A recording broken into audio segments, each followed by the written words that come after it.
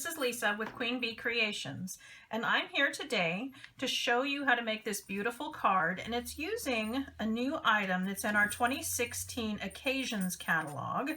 It's on page 19. It's called the Big Shot Die Brush, and that's really helpful in getting these intricate dies, the cardstock out of the die.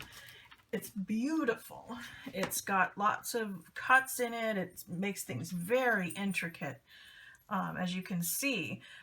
And sometimes they can be a little hard to get out, but we're going to use the new die brush, and we're going to be able to just roll over the back of it and it'll help pop it out. So you'll see what I mean as we make this card.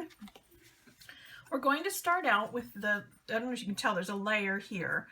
This layer here is done with our big dots, these large dots, I don't know, embossing folder. So I'm going to run this through the Big Shot, and I'm going to be using the multi-purpose platform. I don't know if you've seen my prior video, but I removed the top flap because I don't use the multi-purpose for the dies. I have a magnetic platform for that. So I'm going to run this through. This is what we call dry embossing. And it gives us this nice texture of some dots. It's kind of subtle, but still very pretty. And then we're going to swap out the multi-purpose platform. For the intricate dies, it's recommended that we use the precision base plate. This is something that they designed that makes the cuts a little more even somehow. I'm not really clear totally on how it works. I just know it's magic. And so what I'm going to do is I'm going to place my cardstock directly onto the magnetic platform, or the precision plate, which is on the magnetic platform. I hope you find that helpful.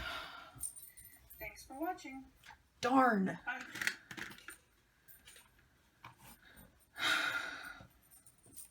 A little bit more even cutting here, class.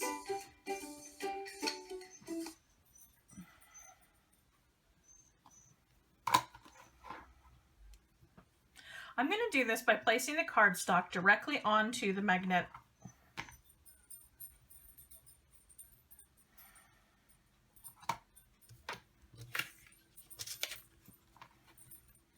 I'm going to place the cardstock directly onto the precision plate, and then I'm going to add my dies. I'm going to use the Bloomin Heart and the little flowers that go with it, and I'm going to do that onto this new Blushing Bride glimmer paper. It's just gorgeous, and it's a limited edition that's in our 2016 Occasions catalog. I will place those directly on there, and then I'm going to put just one of the clear plates. And then I'm going to run it through the Big Shot.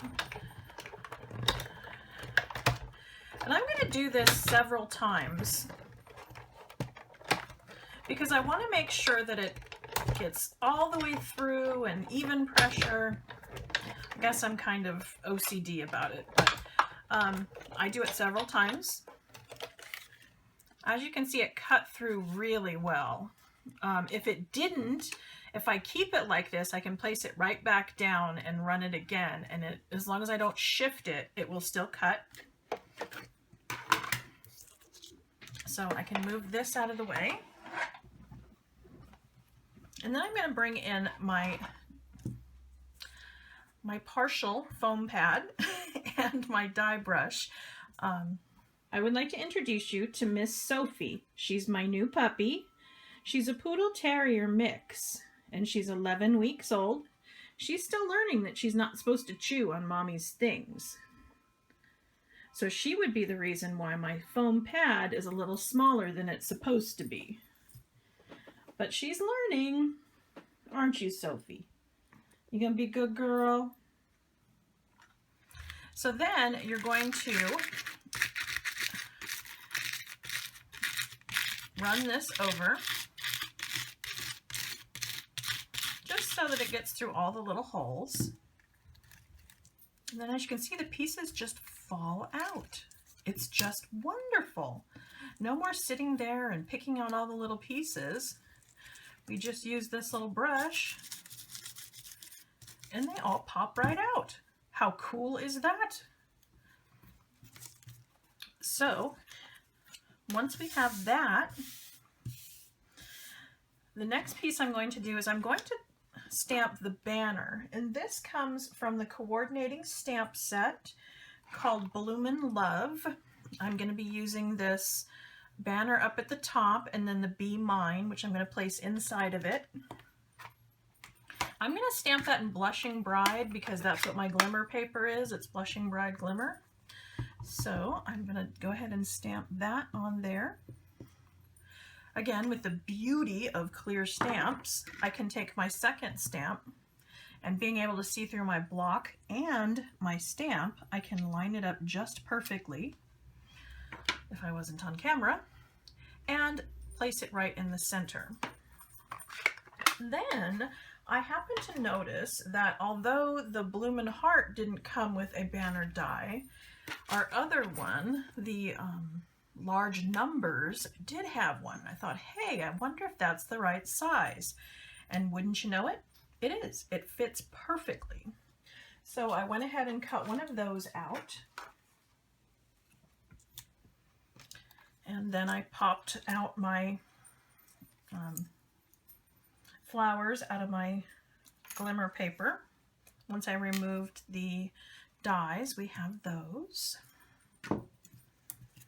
Then we're going to come back to the card base, and I've already got it scored in the middle. So all I have to do is burnish the fold.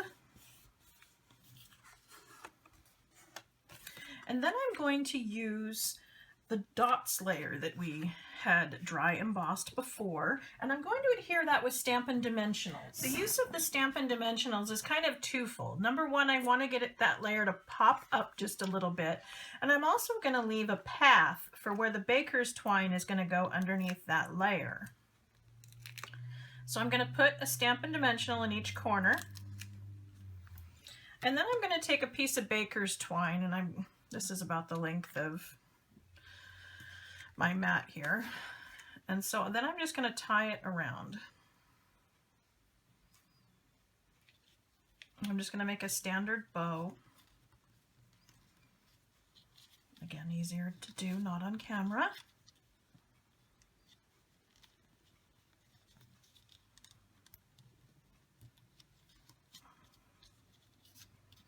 You get the idea. You fidget with a little bit, you trim off the ends until you get what you like. And then I went ahead and adhered that to the card.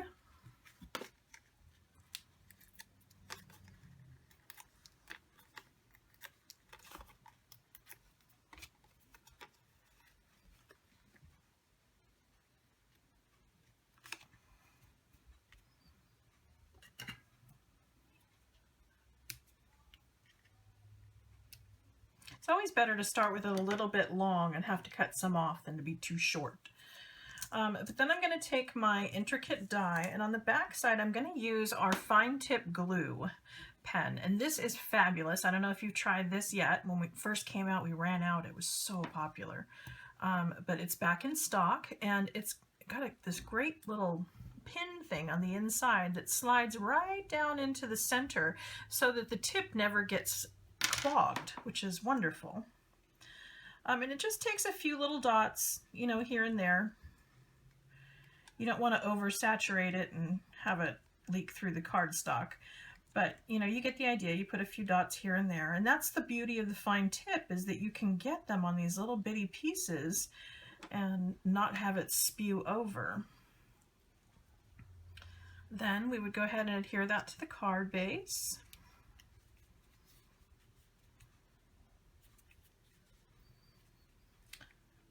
And then for the banner, I'm going to use dimensionals again, and I'm going to take my dimensionals, and you can either use the edges. I always like to use all of them because they're, you know, you pay for them, so you might as well use it all, right?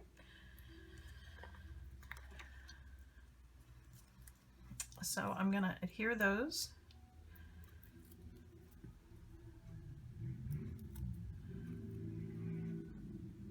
place that over there.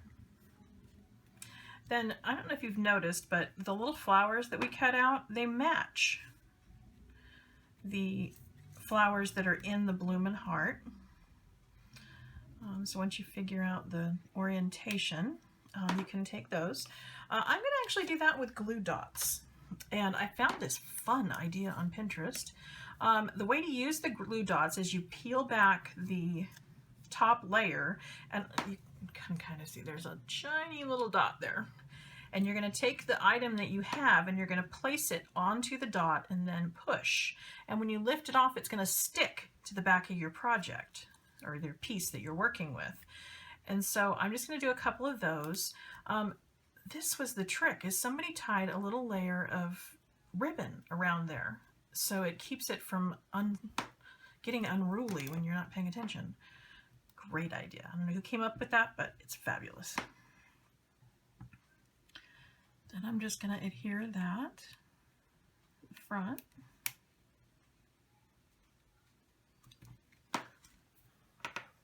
And then I'm going to take one of our large rhinestones and I'm going to use the tips of my little paper snips and get underneath the glue dot. Each of these is already self-adhesive. There's a little glue dot underneath, but sometimes if you pick them up, I don't know if you can tell that one right here, the glue dot didn't go with it, so it didn't stick to my project.